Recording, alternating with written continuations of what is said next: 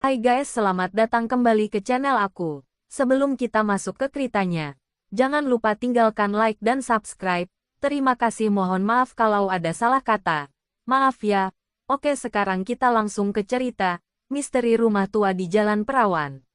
Di sebuah kota kecil, ada sebuah rumah tua yang terletak di Jalan Perawan. Rumah itu telah kosong selama bertahun-tahun dan menjadi tempat yang ditakuti oleh warga sekitar. Rumah itu memiliki sejarah yang kelam. Pada tahun 1950-an, seorang keluarga kaya bernama keluarga Wijaya tinggal di rumah itu.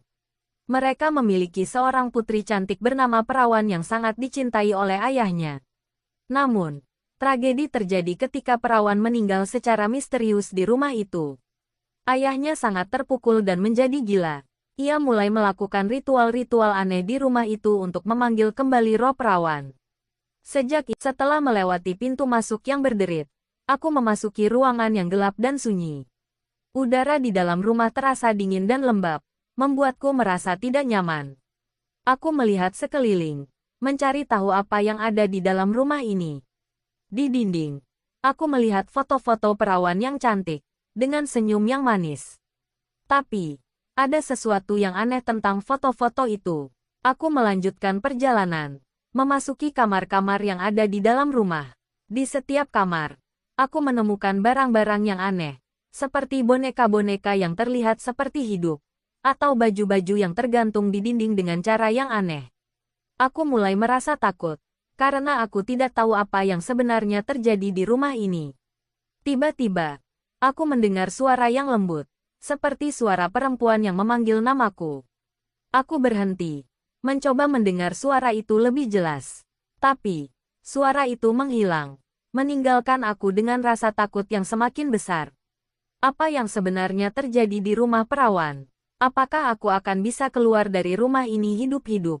Aku mencoba untuk tidak memikirkan suara itu dan melanjutkan perjalanan.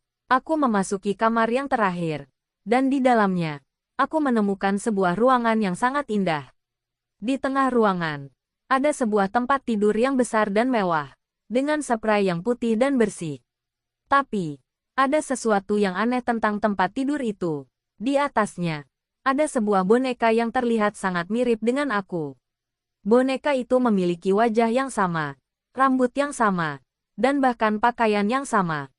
Aku merasa sangat takut dan bingung. Apa yang sebenarnya terjadi di rumah ini? Apakah aku sedang bermimpi? Atau apakah ini semua nyata? Tiba-tiba, aku mendengar suara itu lagi. Kali ini, suara itu lebih jelas dan lebih dekat. Aku berpaling ke arah suara itu, dan aku melihat sebuah perempuan yang cantik dan muda berdiri di depanku. Perempuan itu memiliki wajah yang sama dengan boneka di atas tempat tidur. Aku merasa sangat takut dan bingung. Siapa perempuan ini? Apa yang dia inginkan dari aku? Aku adalah pemilik rumah ini, kata perempuan itu dengan suara yang lembut. Dan aku telah menunggumu selama ini. Aku tidak tahu apa yang harus aku katakan. Aku hanya bisa berdiri di sana, merasa takut dan bingung. Aku telah menunggumu selama ini, kata perempuan itu lagi, karena aku membutuhkanmu untuk memenuhi keinginanku. Aku masih tidak tahu apa yang harus aku katakan. Aku hanya bisa berdiri di sana, merasa takut dan bingung.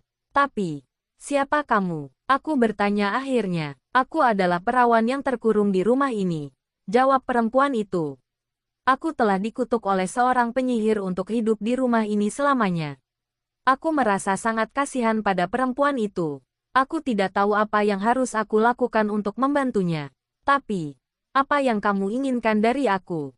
Aku bertanya lagi. Aku ingin kamu menjadi penggantiku, jawab perempuan itu. Aku ingin kamu hidup di rumah ini dan memenuhi keinginanku. Aku merasa sangat takut. Aku tidak ingin hidup di rumah ini dan memenuhi keinginan perempuan itu.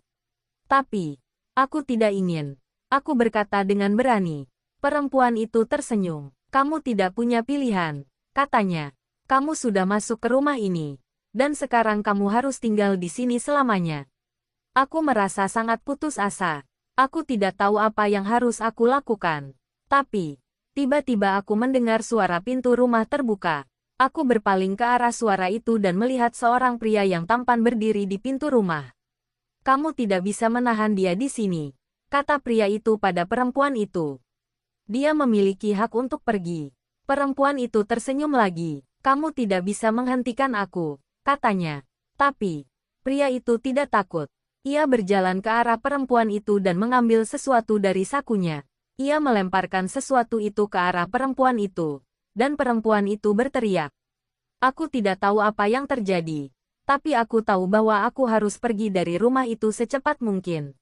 Aku berlari ke arah pintu rumah dan keluar dari rumah itu. Aku tidak pernah melihat rumah itu lagi. Tapi aku masih ingat perempuan itu dan pria yang tampan itu. Aku tidak tahu apa yang terjadi pada mereka. Tapi aku tahu bahwa aku telah diselamatkan dari rumah yang angker itu. Dan itu adalah akhir dari cerita tentang rumah perawan. Semoga kamu menikmati cerita ini.